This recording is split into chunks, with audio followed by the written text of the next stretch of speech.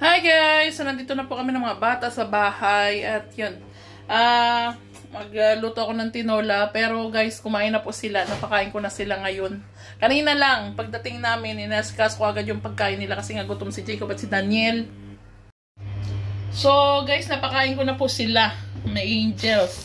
Tumadi kami na supermarket kasi kailangan kong bumili ng gatas para kay Jacob. Kasi pinapainom ko po siya sa gabi para maganda yung tulog niya. And yan, pansit, pang stock ko. At saka sili, pang lagay ko sa tinola.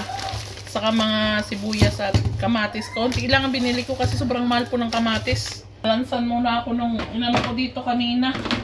Hugasan ko kaninang umaga. Mga plato. Hi video daw, hi video. Where's the mama? Mama! Say hi to tita. Tita! Mama! Where? No, daddy is not here. Daddy Doggy. Daddy go there in doggy, na? Daddy friend. Da, in tren. Oh, Daniel. Wow. Okay, sabi ko kay Jacob na bantayan niya si Daniel. At habang ako ay mag-iintindi sa kusina.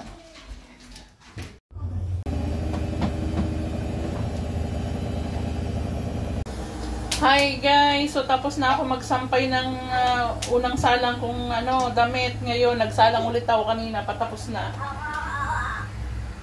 So, magluto naman tayo ng tinola para mamaya before sila mamaya kasi antokin na yung mga yan. Paliguan ko pa sila. Magluto ng tinola.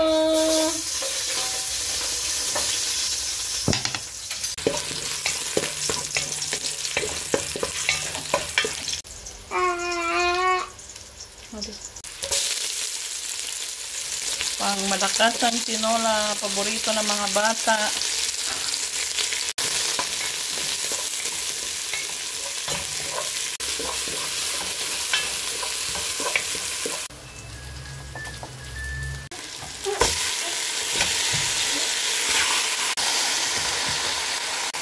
Isang buo po yung niluto ko para init lang kami ng init.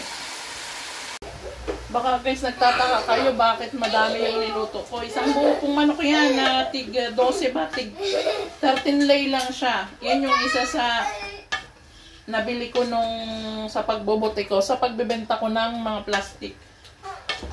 Diba? Nakabili ako ng manok pang ulam. Jacob! Para init lang kami ng init pagkakain.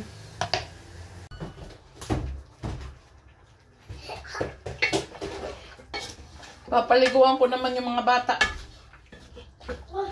Hinaan ko lang ng apoy para di maano. Go namin toilet!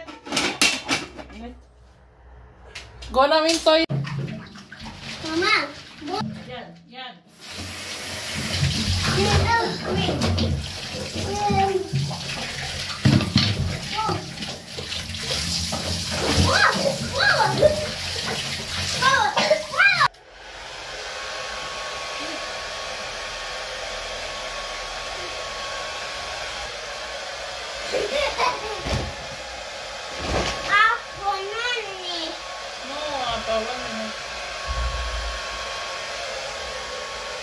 Yan, log to na.